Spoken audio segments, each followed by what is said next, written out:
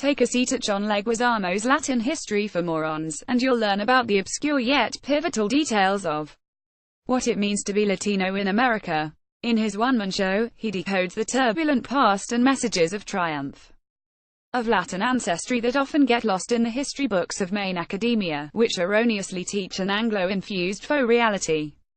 On Wednesday night, November 15, Leguizamo presided at New York City's Studio 54 on the show's opening night. His platform was made into a classroom, littered with books, and with a chalkboard at the center.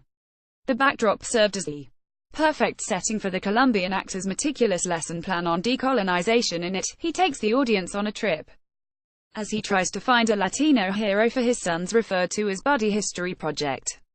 As he attempts to help his son, who is being bullied at a posh private school with racial slurs such as "Bina" and "Spick," he revisits his own past growing up in Queens, New York.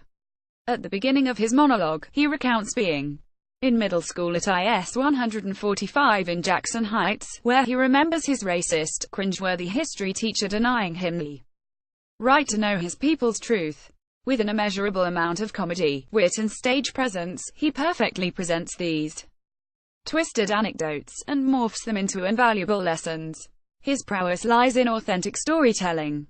Within 30 seconds, that audience knows they are in the presence of somebody who is telling their truth, and they also know they are in the presence of somebody who knows their craft really well. The show's director Tony Taccone tells Billboard, amid the realness of it all, like when Leguizamo explains what happened to the Incan Empire, the Mayans and Aztecs, there are moments of vulnerability sprinkled into his narrative. In one scene, Leguizamo visits a therapist and discusses the intricacies of having PTSD, simply for being a Latino with Latin ghetto rage.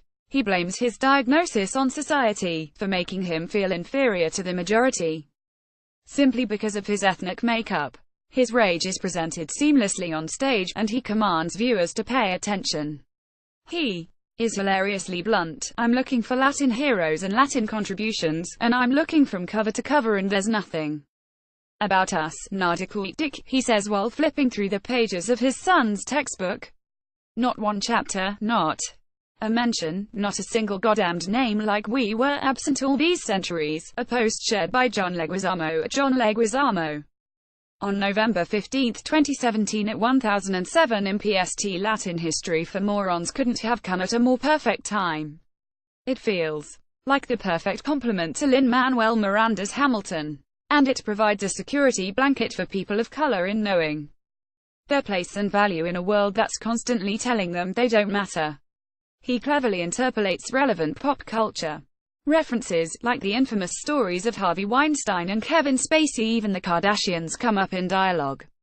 Rightly so. There is talk about President Donald Trump's crooked politics and his freakish political resemblance to Columbus. Additionally, he brings up the traumatic SB 4 law in Texas, which orders immigrants suspected of being undocumented to show their papers to law enforcement.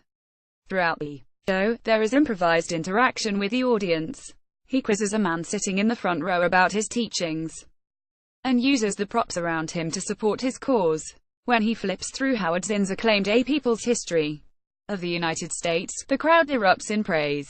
There are also brief interludes of him dancing tango, mambo, salsa, and merengue. Dominican artist Marla Faze Levaca gets him moving all around stage. In the end, Leguizamo fails at finding that Latin hero for his son, but leaves his son with an important lesson. Because of the situation I started to look inside myself, and in some ways, I have lots of hero in me because I am Frida Kahlo and I am Cesar Chavez. I am Menudo and I am Sonia Sotomayor, and I am definitely not Ted Cruz, Leguizamo says, imitating his son Buddy.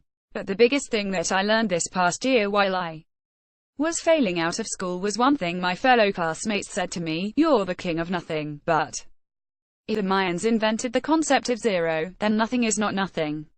If they can make something out of nothing, then my hero is me.